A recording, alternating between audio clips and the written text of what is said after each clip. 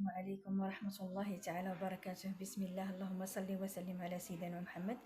اليوم الخوت غنشارك معكم واحد الصينية ديال الشيفرون او القرنبيط او الزهرة، كل بلد كيفاش كيسميها ان شاء الله.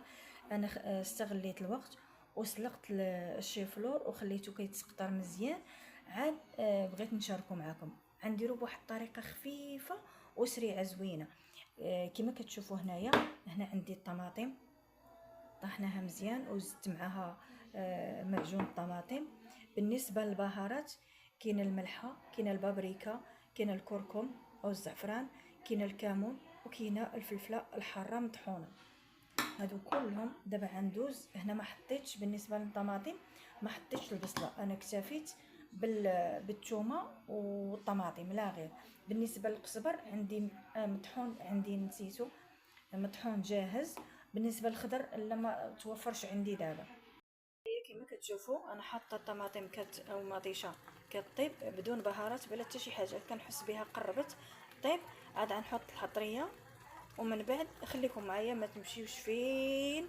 وشكرا، دائما كنشكركم بزاف على تعاليقاتكم الجميله وعلى تفعيل زركم اشتراك، ودائما كنقول لكم مرحبا بكم اللي دخلتوا عندي جداد. الله يجازيكم بخير.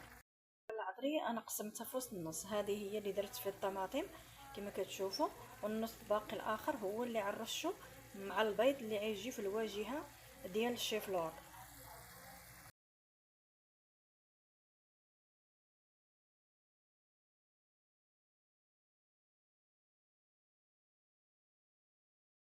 شوفوا، من بعد ما حطيت الصوص ديال المطيشه وحطيت كاين شويه كل شيء جاهز. بالنسبه للبيض انا عندي 2 حبات ديال البيض وهذيك البهارات اللي كانت بقات ليا او العطريه.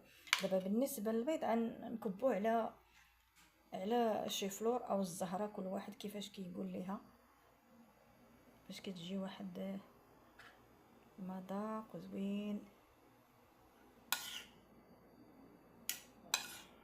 ما نحطش عليها انايا لا جبن لا حتى شي حاجه، والاختيار ديال كل واحد كيفاش بغى تجيه.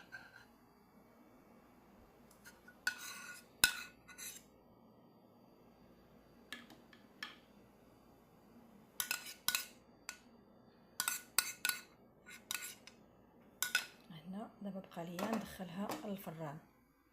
كما كتشوفوا هذه هي الصينيه ديالنا، ما شاء الله تبارك الرحمن، راها واجده وجاهزه، ما كتاخذش واحد الوقت كثير. كنتمنى تجربوها وتعجبكم بنفس الطريقه.